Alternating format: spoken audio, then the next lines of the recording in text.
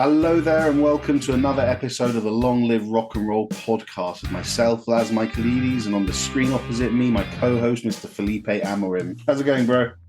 All good, man. How's everyone going? Yeah, all good, all good. What have you been up to? Anything special? Nothing special. Same old gigging and teaching. Yeah, you gave and me recording podcast. You gave me your crazy schedule earlier. You've been your weekends are just teaching and gigging, and it's not like that with breaks, is it? You just straight through the whole weekend. Breaks from lessons to gigs, and then a few hours of sleep, and then start teaching and gigging again. Rock and roll, eh? Yeah, except rock and roll, right? Yeah. Keep your eyes on the road and hands upon the wheel. Yeah, but when you live in Soho, you don't need to look at the roads, do you? You might get run over by a black cab. Yeah, that might be it. Yeah.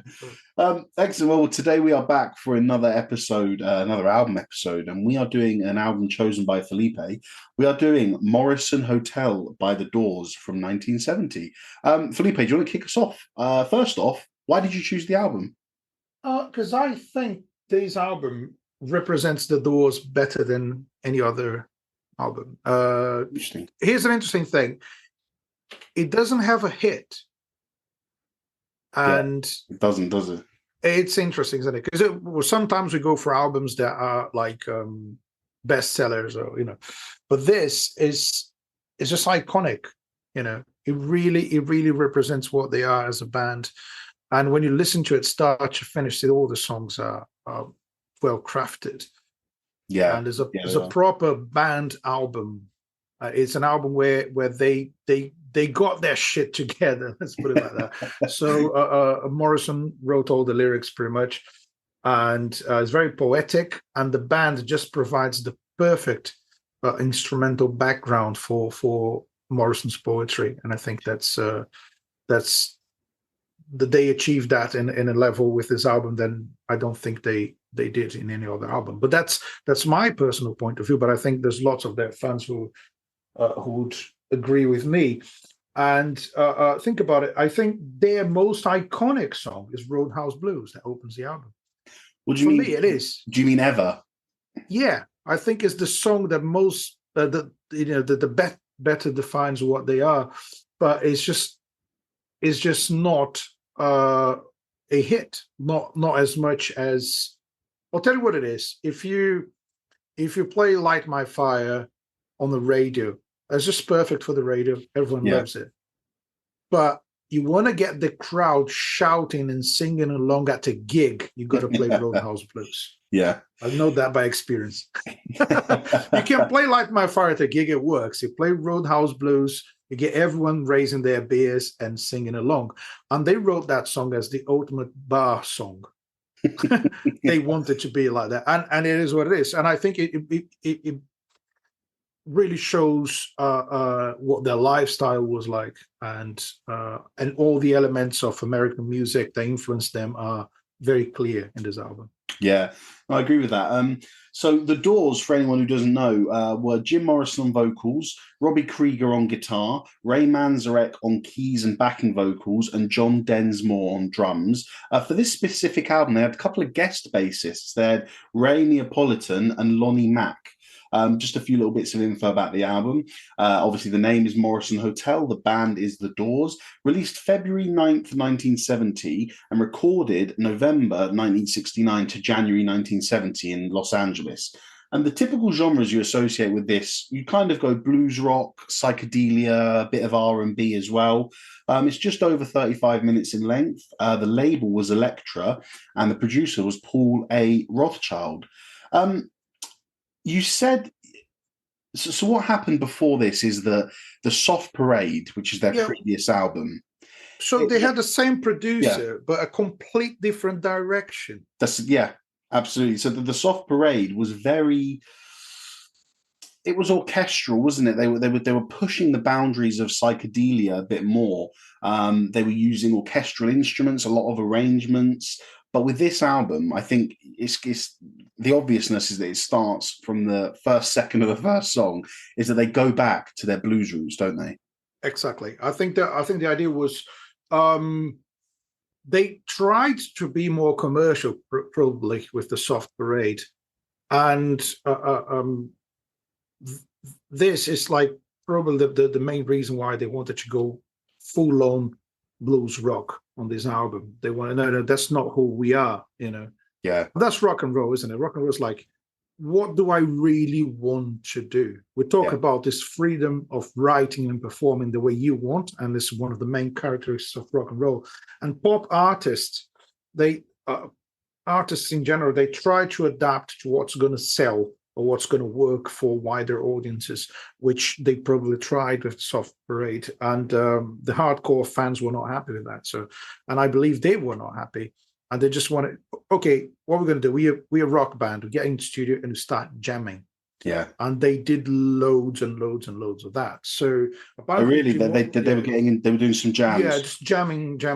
And they had time for it because they had a 25-date tour cancelled due to Morrison being arrested and going to court. And, you know, his misbehavior was like at his peak at the time. So basically, because all the shit that was going on in the media about them, all the trouble with the police and all that stuff.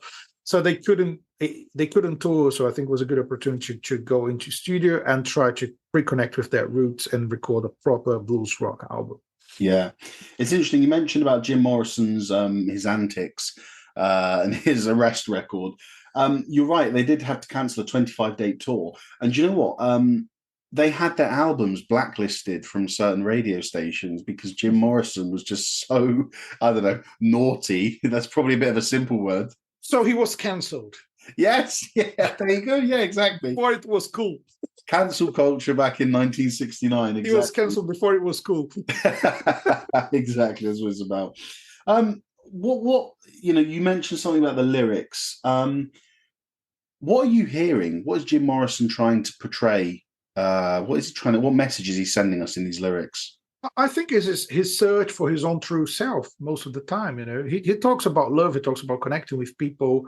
But I mean, taking from the first song, really, the whole idea of like you on the road, so you're like you going to your destination. It doesn't mention the destination. It's all about being on the road, right? About his journey, his quest. And you have the same sort of theme on that song Lando, which is a song about basically, I think some people say it's about his dad and his granddad because both were from the Navy. He's got that history in the family, and about like not feeling comfortable if you are on the same at the same place all the time. You wanted to be on the move. So I think it's about that. It's about like, who am I? I want to connect with someone. He mentions like, I want to get married and have kids. It does say that in some of the songs. So it's like, I think he was trying to figure out what he wanted to do from that point onwards after reaching the peak of his like misbehavior, to say the least. and I think it's that quest for, who am I? What do I want to do with my life? And am I just like stay on the road, or I'm going to settle down and have a different life? I think that's my interpretation of it. Well, a couple of the songs are about, I was reading about his girlfriend and the relationship. Her name's Pamela Corson, or it was. And tracks 8 and 9, The Spy and Queen of the Highway, are apparently both about her and about this relationship, because I think it was quite a public relationship from what I've heard. When I say public, I mean that there was on the media. Always on the media, arguments between them in public. Things weren't really too good in that relationship either. And it's just funny. I mean, The Spy as a song is really funny because it's about his girlfriend. I don't feel it's ever. Imagine writing a song about your girlfriend and calling it The Spy. That just doesn't. It sounds like a stalker, doesn't it? Well, yeah, or the other way, it's like maybe he's accusing her of spying. And I just thought it's not a very, if you were to write a song about, your wife, and I was to write a song about my wife, we'd call the song "Love of My Life," the angel of my world, something like that. But There's The Spy. Yeah, I believe. Characters like Jim Morrison, they people who are obsessed with whatever they're doing, obsessed with being an artist, obsessed with the relationship. Yeah. So it's like he probably tended to be, he had that behavior of like, I want you now, like, and it's like being totally obsessed with the relationship. So I think the Spy suits that, or the title of the song suits that sort of behavior. Yeah. It's not healthy, isn't it? It's not. I don't think nothing about his life was healthy. No. And I've watched the movie, but long ago I don't even remember. There's a movie about them, but I don't know how accurate this movie either. But it's just like you can hear his voice throughout the whole album. It's quite rough. Like he sounds like he's always singing after a really rough night, which That's true. might have been the case. Well, you know, a song, funnily enough, I'd never heard Roadhouse Blues before. So in terms of my experience with the Doors, I love the first album. mm-hmm. The song "Light My Fire" is phenomenal. I think that's a brilliant song. And then they got another song that I found in one of those Cornetto trilogy movies, you know, Shaun of the Dead, Hot Fuzz, and The World's End, British movies from Edgar Wright with Simon Pegg and Nick Frost. And Nice. the last one has my favorite Doors song, undoubtedly, which is called Alabama, the Whiskey Song. Have you heard it? No. No, it's really cool. Go and check it out. It's very unusual. It's very Doors-esque, which is actually, one word that I would associate with the Doors would be unusual, and I think I hear it in this album quite a lot because Roadhouse Blues. So sorry, we'll go back to that later. In terms of the voice, you're right. His voice is very, very free, and although it does sound like he's been on a night out, it feels you feel like you're getting the full expression from him, don't you? Yeah. And Roadhouse Blues, you can hear it. It's almost like he's screaming, literally. Yeah, exactly. You have that screaming voice in Roadhouse Blues, but you also have kind of a jazzy vibe in The Spy, and it's almost like Sinatra in that one. So it changes a lot, and I think to a certain extent. People might crucify me for this, but he's almost as iconic as Sinatra, in my opinion. Without the technique, Sinatra was a much more technical singer with great breath control, and he knew exactly what he was doing technically, and it sounds amazing in every single take of every single song. But Jim Morrison wasn't that. As a proper rock singer, I'm just like, if I want to shout on a microphone, I'll do it. But I think his voice is so iconic, I agree. I think you're right. His voice is distinctive. It's unique, and I think what Sinatra is to the world of jazz, Jim Morrison is to the world of rock and roll. Or certainly 70s rock. And there's an interesting thing about that. Just to add to what you said, imagine a band with such an iconic singer, and he would tend to be so much bigger than the band. But I think they're so good as a unit that didn't actually happen. Jim Morrison he could be bigger than the Doors, but I think even with the album being called Morrison Hotel, it's not only him who is like delivering the musical quality, and they just know exactly what they're doing for every song, the textures they choose for them. Also, some of the middleweights are completely unpredictable. It's like, where are they going now? I think half of the songs on this album are unpredictable in terms of where they go and the choices they make. I mean, Roadhouse Blues, you said it's a very famous one. I'd never heard it before, and it was fine and it was good, but when I hear the Doors, I think unusual, I think quirky, I think different direction. Roadhouse Blues, great song, but it's just a blues. I think it's all about the lyrics of that one. That exactly, and that's what the differentiation is. That's what sets it apart. Whereas as soon as you get into that next track, Waiting for the Sun, straight away I was like, right, this is the Doors that I know. And then to an extent love, because there is an element of their music I love. It's just so quirky and unusual. And it's the parts like, in the verse, I'm trying to remember how it goes. He goes, and then there's that guitar going, do, which is so unusual for a guitar to just be doing that. And then you've got at the end of a verse, that heavy hard rock section, dun, dun, dun, dun, dun, I'm Yeah, waiting for the sun. exactly. That Brilliant. like that heavy riff that happens all the time during the song.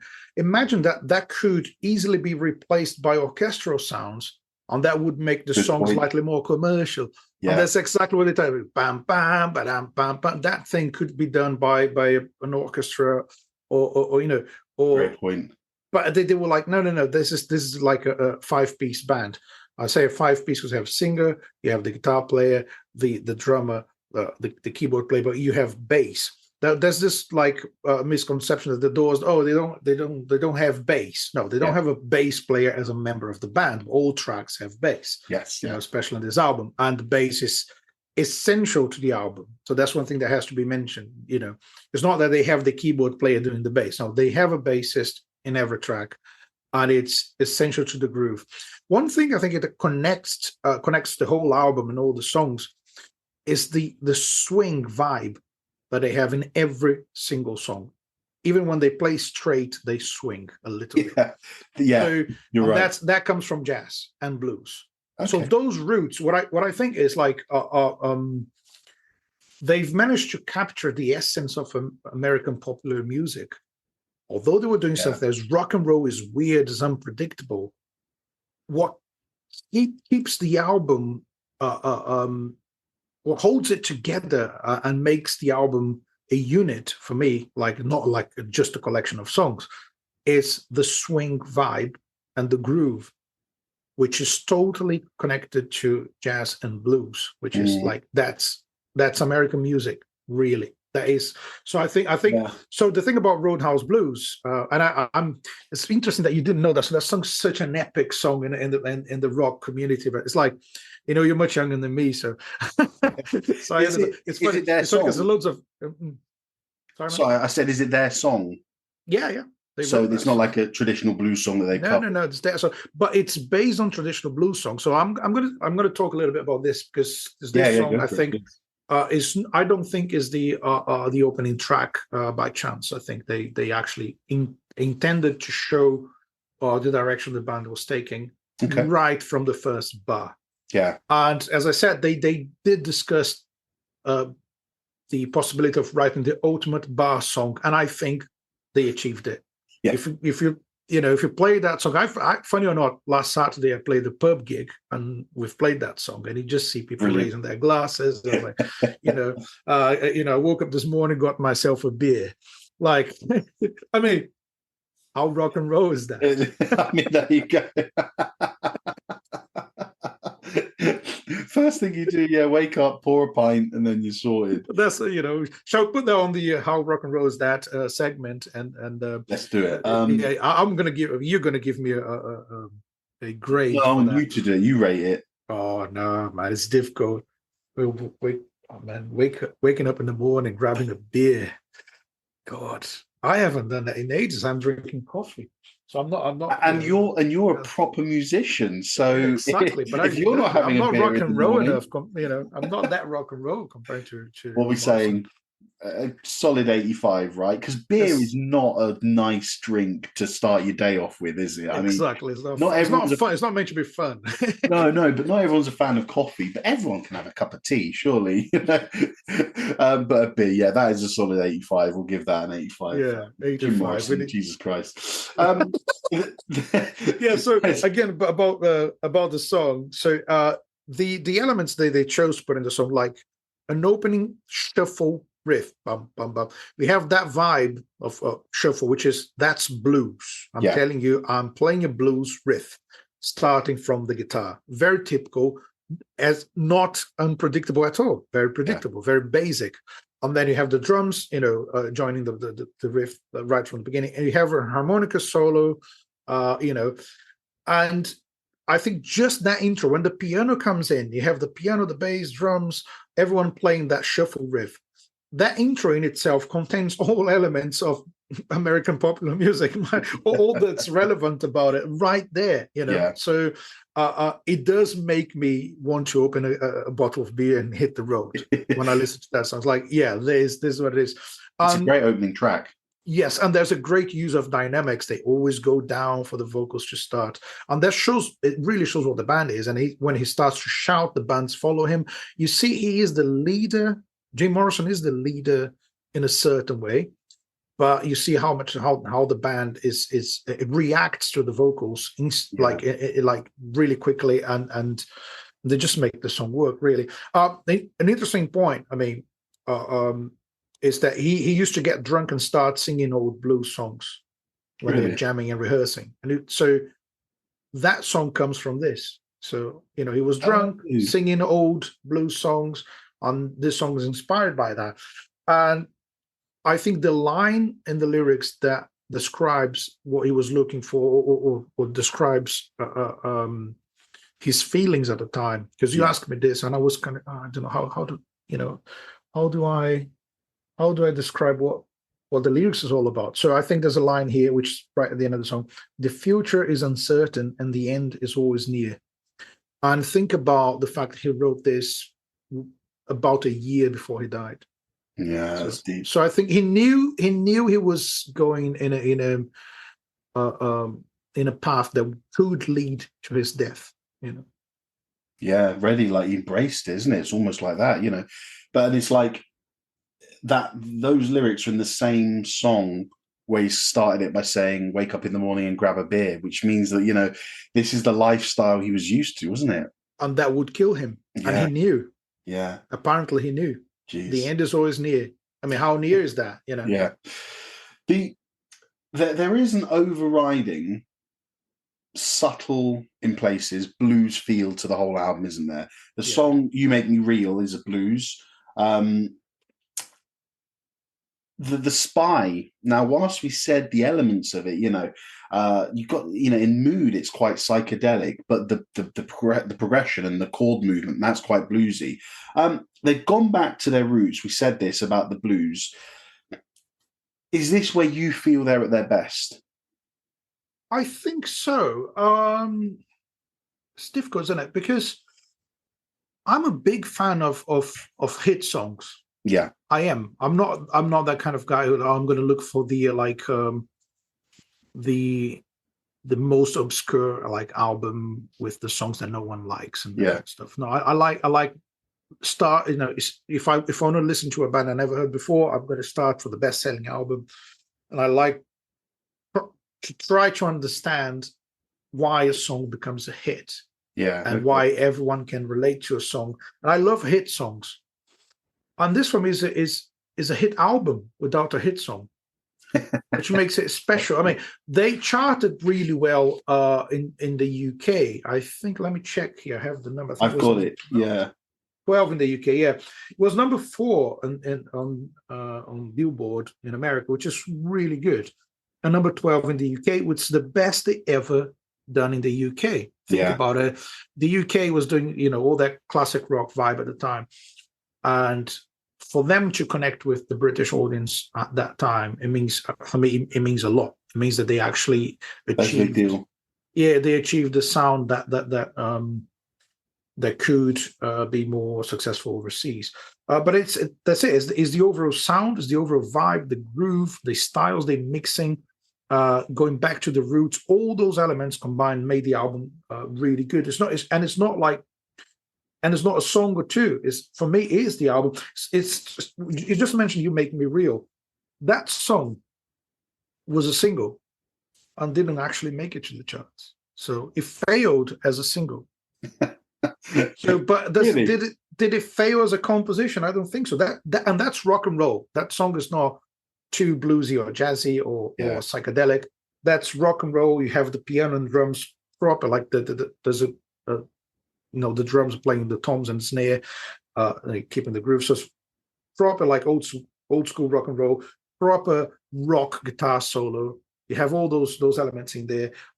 Although not a successful single. It didn't charge the way they wanted to, or if they wanted to. It's funny because it spread in amongst all this bluesiness and all this rock and roll bass that we're hearing. We are hearing, as you said, lots of psychedelia. and lots of other American traditional music, R&B. You know, there's gospel elements I hear as well. You know, Ship of Fools, the gospel. You know,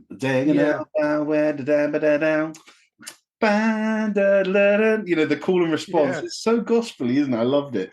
But even in that song,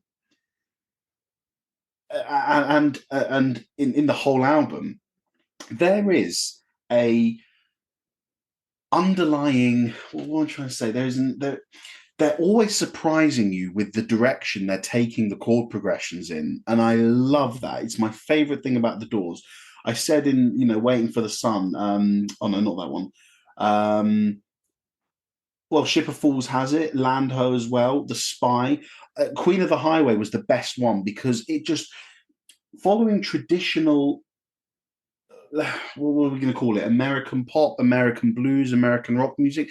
It doesn't stick to what you should do in terms of where the chord should go. You know, a certain jazz, blues, or music or classical music theory are all tend to be in agreement. Whilst jazz is a lot more complex and classical music's a lot more rigid, and blues is probably a lot more free. They all generally have the same ideas.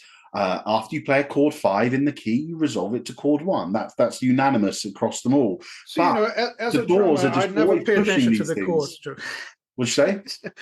As a drummer, I never pay attention to the chords. No, exactly. But you notice that it's very unusual. Like the chord progressions don't tend to go to the normal 2-5-1s or 1-4-5. Yeah, if you listen to anyone, I mean, American or not, Beatles, Beach Boys, Creedence, whilst their music is unique and different, it still tends to follow the same harmonic and chord progression patterns that we'd expect. Whereas the Doors, through all of their music, I mean, all that I've heard, but particularly in this album, it just does not go where you expect it to. And I think Queen of the Highway is a great signifier of that. It is. And I think one thing that just crossed my mind is even when they use elements of traditional American music, what is totally not traditional is the lyrics, isn't it? Yes. Yeah, I think because it's some of them are quite simple in this album. They short lyrics, most of them really short and straight to the point, but very poetic. Yeah, and it's definitely nothing that you've heard before in pop music. The lyrics are not traditional by any sense, and they're not predictable. They are not the usual stuff that people write. So maybe that's what makes the band play in a different way. I don't know. Yeah. Maybe that's what leads the band to different directions that other bands wouldn't go. Because listen to this. We're here to provide the instrumental background to that level of poetry. We just can't play something normal. Well, you say that because it's really funny because track 8, The Spy. Now, I've written dark, doomy intro. Distort the guitars, and that could be a Black Sabbath intro. Wow. Just and I'm talking the first 5 seconds, but I don't think that matters. Yeah. I'm not saying the whole song is could be a Sabbath song, but just the intro. And that got me thinking because it's the same year, it's even the same month. Hold on. Which one? Feb 9th. This came out 4 days before Black Sabbath's first album. Oh, there you go. There you go. So Black Sabbath's first album, The Birth of Heavy Metal, February 13th, 1970, and The Doors, Morrison Hotel, 4 days earlier. Well, they were as heavy as you can be with keyboards, right? Exactly. But that's the point, man. That's exactly what I'm saying. You've got this heaviness. I mean, we said it in Waiting for the Sun. That's so good. Taking elements everywhere we hear them. I mean, I've mentioned them a few minutes ago, but this album as a whole, less so in some songs than others, but I hear serious Creedence Clearwater Revival. Oh wow! Attitude, maybe Land Ho. It's almost got that country vibe, isn't it? Yeah, Land Ho. There's a marching snare in that song, so it's very very much like a folk song somehow. Yeah, I've written. I put and the reference to the Navy. Right, train beat in the verses. It's like a train beat on the snare, yes. Yeah. Something between a marching snare and a train beat, which is country music, and there's some people say there's a skiffle beat, which is what bands in England were doing at the time, right? And maybe without a drum kit, just playing with washboards and stuff like that. So the drum groove, it relates to that kind of New Orleans or country or skiffle. It's like very like I don't know. It's the roots of American groove and even British rock groove as well. And that Lundhold is it does talk a lot about freedom, isn't it? Like, I don't want to be here, and I'm not suitable for this life to be in the same place. I don't want to be in the land. And Lundhold is what sailors say when they see the land after months on the sea. But they don't want to be there for too long. They want to sail again. So as I said, his dad and his granddad were in the Navy. So that's and that song again is another one with an unpredictable middle eight. It's like where are they going now?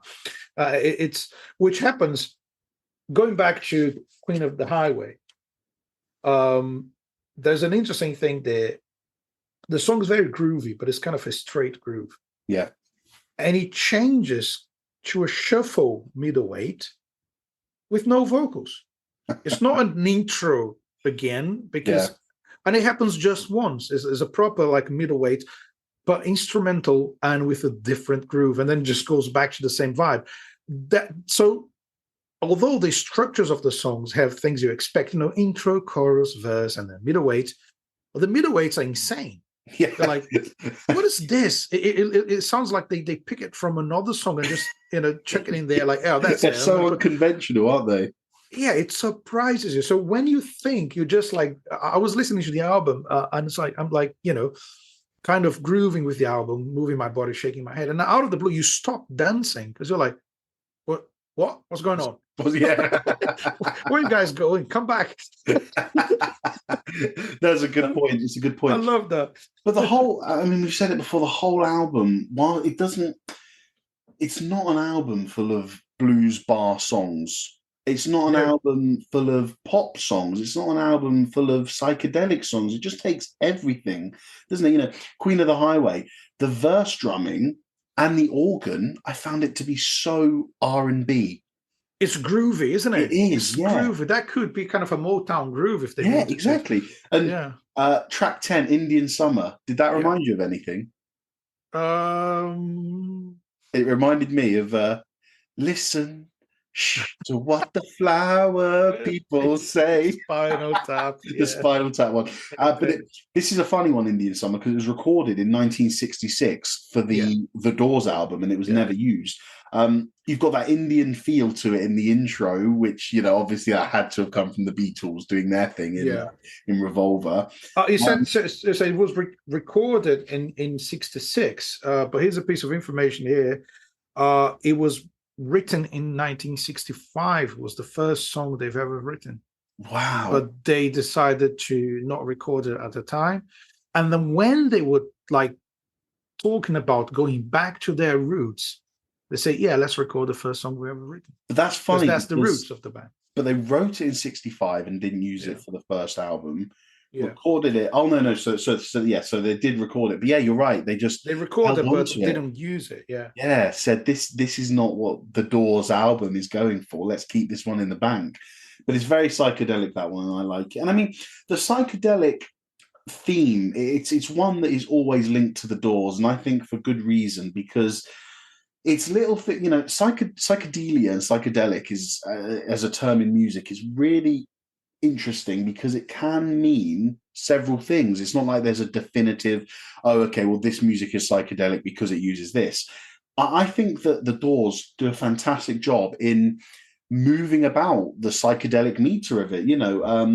I think they don't take themselves too seriously. You know what I mean? Like, it's not like they're trying. Yeah, you're right. I mean, it's like sometimes I think psychedelic music, people are playing like, we're doing this this Yeah. super cool thing, listen to me, like this, like there's, you don't understand what we're doing, but we know what we're doing. Like there's a bit, so, but they're not like that. They don't take themselves very seriously. I just want to mention, like, Ship of Fools, for me, the lyrics are a piss take of the human race. Like, it's a downfall of the human race. Like, Yeah. that's it, board the ship, like we all, that it's fun, Yeah. So they're not like trying to be cool.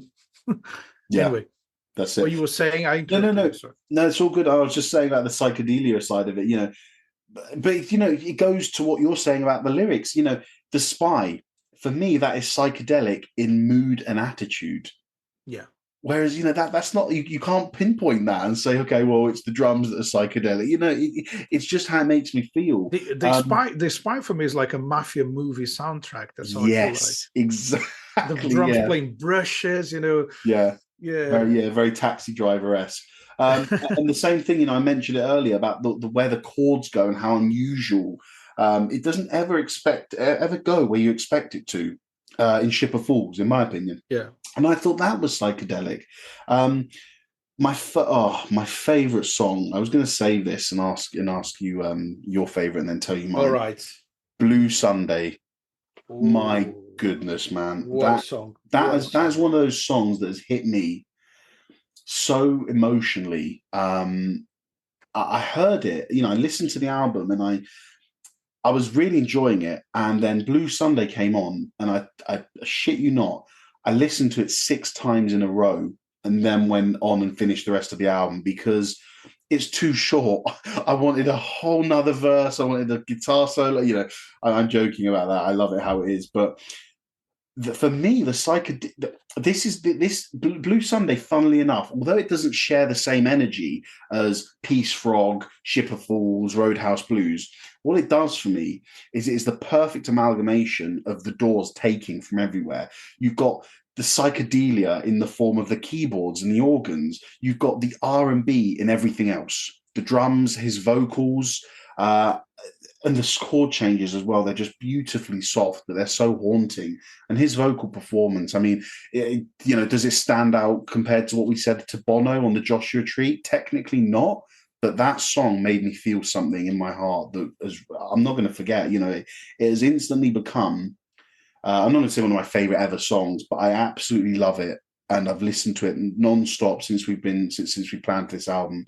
Just fantastic. And that's I think there's a difference between singing and doing a vocal performance, which is what Jim Morrison does in that song. He is interpreting the lyrics, and he's singing with all his heart. And it does that throughout the whole album. That song has made me more emotional. And it's almost like you can hear his dilemmas and his suffering and his struggle through the tone of his voice. In every song, even really when the songs are happy. It's really funny you say that, and I completely agree with you. But isn't it also funny how we said the same thing about Bono on the U2 episode, but he is obviously singing. Yeah, because the lyrics are more direct, isn't it? Yeah, and putting his emotion into a long-held note. Whereas Jim Morrison's doing exactly the same, but the result is the same with feeling his emotions, but he's executing it in a different way. It's much more spoken. It's much softer. It's less of, like you said, it's less singing, and it's more of just a soft vocal spoken word kind of thing. It sounds to me like he's not trying to cause an impression. It's just like, this is who I am. What's right for the music. It's like he's talking to you, right? Yeah. I'm here. I'm talking to you. I'm showing my feelings and my emotions without trying to pretend I'm doing something else. That's what it is. And I think I've mentioned the verse where he says, the end is always near. So you have that self-destructive behavior expressed in the lyrics right at the beginning of the album. But on Queen of the Highway, he says, soon to have offspring. So he was thinking about, we're getting married, because he ended up marrying her, so his girlfriend at the time, and he's considering to, like, we should have kids, we should have a family. And so it's a conflict between, I just want to keep going like this until I kill myself, or I want to have a peaceful life with a family. So is a man who doesn't know where he's going. But That's an incredible point, man. Yeah, no, I agree yeah, with you. I didn't think about that. That's brilliant. yeah. So for a lot of people, this was a return to form for the Doors. Have you listened to Soft Parade? I mean, I haven't. What did you think? Is it That's long ago, man. I just can't. I wouldn't make a comment what is about it? the Is it album. just a bit too conventional? Just not Yeah, unique enough? it's like they were led by the producer, like Right. the producer was like, no, we're going to do this because this is going to sell, this is going to work.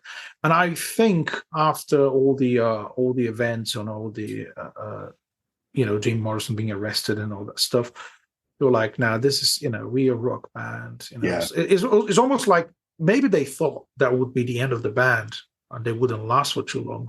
Yeah. And they didn't. Mm. And they're like, so you know what?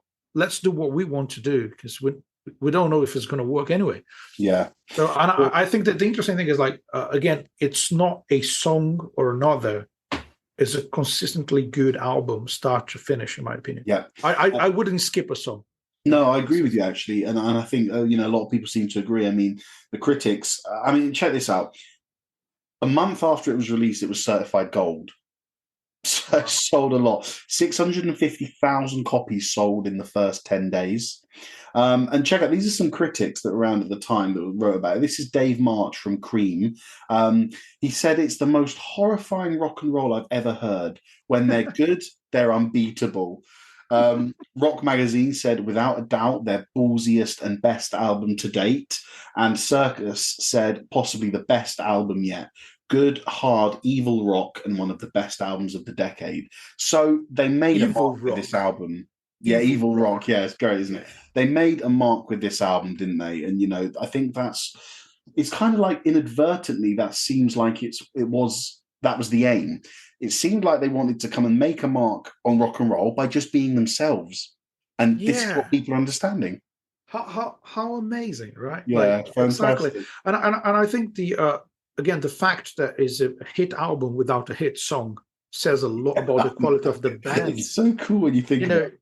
Yeah, it's the quality of the band is an album. One interesting thing is like even the album cover is really rock and roll because they found this hotel called Morrison Hotel. Say, oh, what a great place to take a picture for the album cover. But they did not let them do it. It's, no, you guys are not going to take a picture here. So when the guy who's working at the reception left to do something or went to the toilet, whatever, so they run into the hotel and took the picture and fucked off. Is that true? Oh my God. And they took another picture. I think it's in the album sleeve and in front of Hard Rock Cafe. So that you have the two sides, the Morrison Hotel and the Hard Rock Cafe. So you got those were the two names of the albums, wasn't it? Yes. One, it was either going to be called Hard Rock Cafe or Morrison Hotel. Exactly. But there's such a charm about it being called Morrison Hotel, isn't there? Yeah. Because, and it goes back to something you said earlier. If this was, put it this way, I'm going to use this example again because I think it's really good how we've got these two separate vocalists who are achieving the same thing but completely different. Bono. If we had listened to the Joshua Tree and it was called Bono's Tree, whatever, because of what Bono is doing on that album, we'd look at that and we'd go, well, that's a little arrogant, isn't it? Yeah. He's singing, he's belting notes throughout the whole album. He's singing melodies that make us feel emotional. And he's called the album Bono's Tree. Well, that's a little self-indulgent, isn't it? Yeah. But because Morrison is his performance is so understated on this album, isn't it? Because he is just doing what the music needs and what the everything he does blends perfectly with the instrumental sound. Which is why the name Morrison Hotel doesn't sound self-indulgent, does it? It doesn't, and it's a real place. And I think, and again, how spontaneous is the whole shit? Oh, look at that. Let's take a picture because maybe the picture. I don't know. Maybe the picture came before the name. We don't know. We don't know. But it's just like, it doesn't sound arrogant at all. Because I think he wasn't trying, and I will insist on this, they were not trying to do anything. Yeah. It's doing. This is our sound. They tried hard on the previous album. On this one, they were jamming, having a good time, and writing the most honest songs they could come up with. That's a good point. I mean, the Soft Parade was tough for them. It took 9 months to record. And when you think like at the end of the 60s, that's a long time. When bands like, Zeppelin and Purple and Sabbath are getting albums out in a couple of months, a 9-month thing. And check this out. It cost them at the time $86,000, which is equivalent to $630,000 today. Right. To record an album, and it was such a painful process for the band. But it is interesting, don't you think, that they kept the same producer? Because although they must have hated the process for the Soft Parade, as we've read about, yet they've stuck with the same producer. I just find it interesting, isn't Maybe it? it was a normally you'd contract say, "Oh, we're thing. not going to do that again." Maybe it was a contract thing. Maybe they were just mates and just said, "Mate, we didn't like that. Shall we do something else?" Yeah. And he managed to, to embrace the idea. Exactly. And I think the fact they sound like they're jamming, it makes the album just flow, start to finish, and that's what I love about it. And you're right about that. And oh yeah, you mentioned your favorite song. You're going to be surprised by mine. Oh yeah, tell me yours. Go on then. Peace Frog. Yeah, that's a good one. It's a good one. Funky. It's just not what I expected when I was listening to the album again. It was like, oh yeah, there's that song, and it's just it's weird. It's funky, and the bass and the drums are leading the song more than more than in any other song in the album. So True. I like that, and there's like a cymbal hit at the end, and it leads into Blue Sunday. Yes, I was like. Again, talking about how unpredictable the whole album is, the most unpredictable transition with just one strong hit to go from Peace Frog, which is a funky up-tempo vibe, into Blue Sunday, which is like brilliant stuff. Pure poetry. It is a great album. I've really enjoyed listening to it. And I want to hear a monologue. Oh yeah, well I've got that ready. I'll do that now. But it really does. I say this, I don't say it all the time, but I do want to go back. I do want to listen to more of the Doors now, especially that first album. I want to hear what they started as and how they ended in terms of just the albums. There's stuff in the middle that obviously if I have time, I'll check it out. But excellent. Okay, here's my monologue. Here we go. So, I can't speak personally to how this album fits in with the rest of the Doors' discography, having only heard their first one. But this really feels like a band back on form and writing great music together. And I just mean that, all I've done is read that they didn't like the last album. Things are a bit different. Jim Morrison's in the shit and in prison. And this is the music that we've gotten as a result of it. And you'd think with all that turmoil there and all the ups and downs, it would be not good, but this really works. The music flows seamlessly, and what works so well is how the different stylistic features are interspersed from musician to musician at any one time. Morrison might be singing R&B lines whilst the guitar is playing blues licks, and Ray Manzarek on the keyboard embellishing with psychedelic organ sounds. And this, to me, has created a really unique and distinctive sound that I associate with the Doors. The roots and base of the music is undoubtedly in the blues and rock and roll, but to have those other elements incorporated to such a subtle yet impactful extent really defines this kind of music for me. I hear blues, I hear psychedelia, I hear hard rock, I hear Creedence, I hear rock and roll, I hear R&B, yet beneath it all, what I'm actually hearing is the Doors, and I'm looking forward to digging deeper into their back catalogue to discover what other gems they have. Brilliant. Yeah. It really, that last line is what makes it to me. I can hear, and I go back to the Animals because I always go back to the Animals when I make this point. They did everything that they could. They did an R&B song that was as good as any R&B song before. They did a blues song that was as good as any blues song before. And as good as they were, they never really, I don't feel they had their own identity to that extent. They could do everything so well. Whereas I'm hearing all the stylistic traits that the Doors have done. But okay, this song's a bit more R&B, this song's a bit bluesier. It's irrelevant because it just sounds like the Doors, doesn't it? Yeah, unique, exactly. distinctive. What a band and what an album. I mean, I have to say. One of the most rock and roll things you can have is a band that sounds like a unit, not like a bunch of musicians playing together. Yeah. The fact that they had a short career, didn't have time to change lineup, it's a big thing, and Yeah. they have their own sound. Fantastic. Any other points you want to make, bro? Well, just the same as usual. I want everyone to listen to the album and dig deep into classic rock and compare to what we have nowadays as well. And I think it's just like this album. Yeah, same thing as I said. Makes me feel like I need to listen to more of the Doors.